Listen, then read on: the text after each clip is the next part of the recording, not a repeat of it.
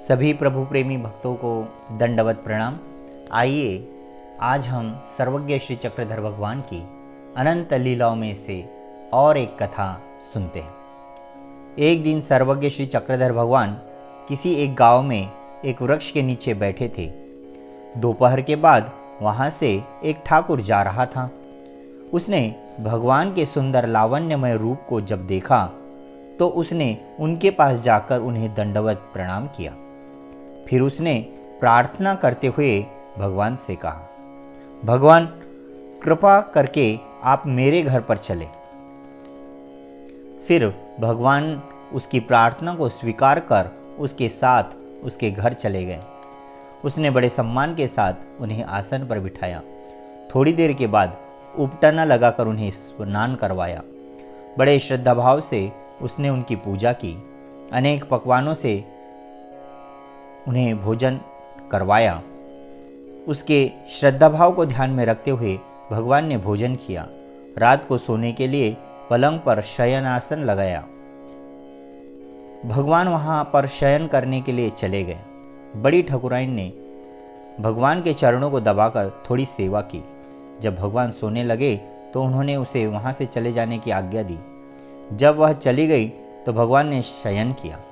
प्रातःकाल के समय उठकर भगवान अपनी दिनचर्या में व्यस्त हो गए। ठाकुर के आग्रह पर भगवान ने कुछ दिन वहां निवास किया। एक दिन जब भगवान आसन पर विराजमान थे तो ठाकुर ने भगवान से प्रार्थना करते हुए कहा, भगवान मेरे घर पुत्र नहीं है। उसके उत्तर में दयालु भगवान ने उसे वरदान देते हुए कहा, अरे ठाकुर चिंता मत करो, तुम्हारी बड़ी पत्नी को पुत्र रत्न प्राप्त होगा। निश्चित रूप से तुम्हें पुत्र की प्राप्ति होगी।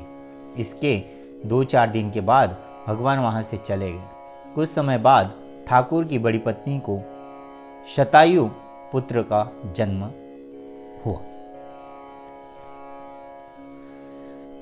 इसी प्रकार सर्वज्ञ श्री चक्रधर भगवान का राहेर में निवास था। वे प्रतिदिन करतल भिक्षा करने के लिए नगर में जाते थे। वहां वामन पेंधी नामक का एक ब्राह्मण था। उसके घर भगवान प्रतिदिन भिक्षा के लिए जाते थे। भगवान के प्रतिदिन उसके मन में अपार श्रद्धा थी। एक दिन अचानक उसकी पत्नी एल्हाइसा की मौत हो गई। वामन पेंधी को बहुत दुख हुआ। एल्हाइसा के शव को शमशान की ओर ले जाते हुए वह जोर जोर से रोने लगा। फिर ऊंची आवाज में चिल्लाते हुए कहने लगा, अब मैं क्या करूं? भगवान को भिक्षा कौन देगा? उसने अपने बच्चे के पालन पोषण का इतना दुख नहीं हो रहा था जितना कि भगवान को भिक्षा देने का। वह फिर कहने लगा कि घर आने पर भगवान को भिक्षा कौन देगा? शव को जैसे ही शमशान में लाकर रखा गया तो उसने देखा कि भगवान थोड़ी दूर पर पीपल के वृक्ष के नीचे बैठे हुए हैं। वह बड़े तेज गति से दौड़ता हुआ भगवान के पास आया और रोते हुए भगवान से कहने लगा, भगवान मेरी पत्नी एल्हाइसा चल बसी है, अब आपको भिक्षा कौन देगा? मैं क्या करूं जी? उसे दुखी होते देखकर दयालु भगवान के मन में कृपा उत्पन्न हुई। फिर भगवान ने उससे कहा, चलो तुम्हारे साथ ही हम वहां चलते हैं। भगवान वहां उस शव के पास गए और पाँवों के बल पर बैठकर उन्होंने एल्हाइसा के शरीर को मस्तक से लेकर पाँवों तक अपने कर कमलों से स्पर्श करके उसे हाथ और ठोड़ी को पकड़ा और कहा, माता उठो, तुमने अभी एक भिक्षा और देनी है। ऐसा कहते ही भगवान की कृपा से उसने अपनी आंखें खोली और उठकर भगवान को दंडवत प्रणाम किया।